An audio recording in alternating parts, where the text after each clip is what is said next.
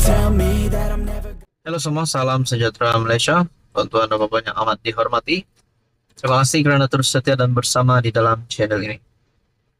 Kita dikejutkan dengan satu isu baru-baru ini berkaitan dengan pensijilan halal di restoran. Akhirnya berkaitan dengan ini, UMNO melalui Dr. Akmal Saleh telah membuat satu kenyataan yang mengejutkan Teresa Kok sebagai pemimpin DAP sebagai naib presiden DAP. Saudara-saudara, tuan-tuan dan puan, berkaitan dengan pensijilan halal, akhirnya Akmal Saleh kejutkan naib pengerusi DAP, maafkan saya, naib pengerusi DAP, dengan menggelar Teresa sebagai nyonya tua. Ada yang kata ini pasti memberikan kesan yang buruk kepada kerajaan, kesan yang buruk kepada UMNO, kerana mereka bersama-sama di dalam gabungan kerajaan hari ini. Berkaitan dengan ini, adakah membawa kepada kesan yang buruk bagi PRK Dun Mahkota yang akan diadakan tidak lama lagi? Nah, saudara-saudara, satu perkongsian daripada Syahabuddin Husin bertarikh 9 September.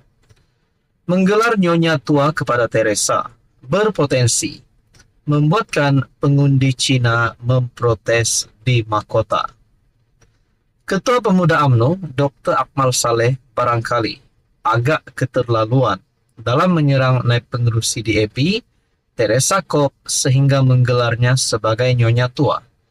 Gelaran itu ternampak bertujuan memperlekeh Teresa dengan gambaran beliau seorang yang sudah tua, yang suka bercakap merapu dan bukan-bukan. Hakikatnya Teresa belum tua, belum terlalu tua, walaupun beliau sudah agak berusia umurnya. Dibandingkan dengan usianya, sesetengah pemimpin wanita UMNO ada yang jauh lebih tua daripadanya. Cara penampilan dan berpakaian Teresa boleh dikata cukup sederhana, modern dan agak sepadan dengan usianya. Beliau masih cergas sebagai ahli parlimen Seputeh dan berjawatan kanan dalam DAP, yaitu naib pengerusi DAP kebangsaan. Hanya kerana kenyataannya berkaitan cadangan Menteri Agama mahu mewajibkan sijil halal kepada restoran yang tidak menyajikan hidangan babi dan berminuman alkohol, itu tidak mewajarkan untuk Dr. Akmal menggelarnya sebagai nyonya tua. Teresa sebenarnya bertindak dalam kapasiti yang wajar sebagai wakil rakyat yang mewakili masyarakat Cina, yaitu mengangkat suara peniaga-peniaga Cina berkaitan sijil halal itu. Beliau bukan sebagai wanita tua yang suka berletter sebagaimana dilabel sebagai nyonya tua oleh Dr. Akmal. Beliau tidak pun membantah pelaksanaan atau kewujudan sijil halal di negara ini. Cuma sekadar menyuarakan perasaan peniaga-peniaga Cina saja. Apa yang disuarakan oleh Teresa bukanlah termasuk dalam kategori 3R. Lainlah jika Teresa membantah pelaksanaan atau penguatkuasaan sijil halal itu secara keseluruhan. Jadi saudara-saudara, berkaitan dengan ini, tuan-tuan dan puan, tidak salah untuk berbalas serangan dan saling berbalah sesama separti dalam kerajaan, tetapi ia harus dilakukan dengan matang dan tanpa melabel yang tidak sepatutnya.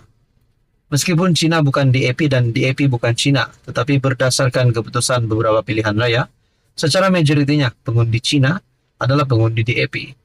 Di Dun Mahkota yang bakal ada PRK pada 28 September, jumlah pengundi Cina adalah besar, yaitu sekitar 35%. Berdasarkan keputusan PRN Dun Mahkota, kemampuan calon amanah PH memperoleh sebanyak 11.445 undi, berbanding BN yang memperoleh 16.611 undi. Sebahagian besar undi Cina itu adalah diyakini datang daripada pengundi Cina. Bagaimana jika pengundi Cina di Dun Mahkota melakukan protes dengan tidak keluar mengundi pada 28 September nanti, sebagaimana yang berlaku di Sungai Bakap sebelum ini? Di Sungai Bakap, Rafizi antara yang dipersalahkan atas kekalahan PKR kerana ungkapan bodoh dan bahlul yang diucapkannya di apakah di mahkota, gelaran nyonya tua bakal membawa bala pula, menurut Syahabuddin Husin. Menggelar nyonya tua kepada Teresa berpotensi membuatkan pengundi Cina memprotes di mahkota. Saudara-saudara, apa komen Anda? Halo semua, salam sejahtera Malaysia. Tuan-tuan dan puan yang amat dihormati. Saudara-saudara, baru-baru ini kita dikejutkan dengan satu lagi berita tentang Menteri Besar Kedah Muhammad Sanusi. Bukan saja berkaitan dengan perkawinan keduanya ataupun isteri keduanya, tapi juga berkaitan dengan isu REE ataupun kecurian nadir bumi, unsur nadir bumi yang sebelum ini pernah menjadi viral di media sosial. Dan pada akhirnya ada yang klaim bahwa istri kedua Sanusi terlibat dengan siasatan REE. Dan ini satu perkongsian daripada Harapan Daily yang saya kongsikan kepada Anda. Bertarik 8 September 2024. Sanusi tipu bila Nafi, isteri nombor 2, tak terlibat dalam siasatan kes nadir bumi. Menteri Besar Datuk Seri Muhammad Sanusi menipu dengan menafikan penglibatan isteri keduanya, DSP Ceh Intan Subri, dalam siasatan kes nadir bumi di Kedah pada tahun lalu. Semasa penyiasatan tersebut berlangsung, antara individu yang telah ditahan ialah seorang lelaki Cina bernama Ho Chu Meng. Ho telah ditahan di bawah Akta Kesalahan Keselamatan Langkah-Langkah Khas 2012 yang lebih dikenali sebagai SOSMA 2012 dan kemudian dituduh di bawah Akta Anti Pemerdagangan Orang dan Anti Penyeludupan Migran 2022. Ho telah mencabar penahanannya di bawah SOSMA menerusi permohonan habeas corpus dan menamakan Ceh Intan sebagai responden. Kes tersebut telah didengar di Mahkamah Tinggi Alor Setar dan Ho diwakili oleh barisan peguamnya Nizam Bashir Abdul Karim, Malik Imtiaz Sarwar, K. Shanmuga, Ki Hui Yi, Amir Ashraf Azuddin, dan Lim Yovini. Ceh Intan pula diwakili Abdul Syukur Ahmad dan dari Syukur Baljit and Partners.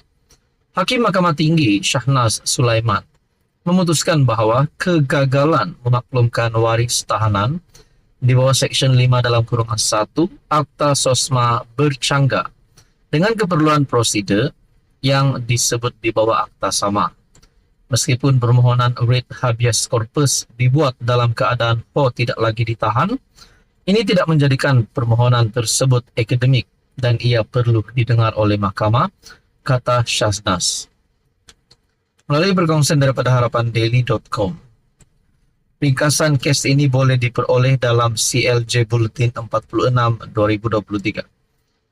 Melalui tajuk artikel ini, Sanusi tipu bila Nafi isteri nombor 2 tak terlibat dalam siasatan kes nadir bumi.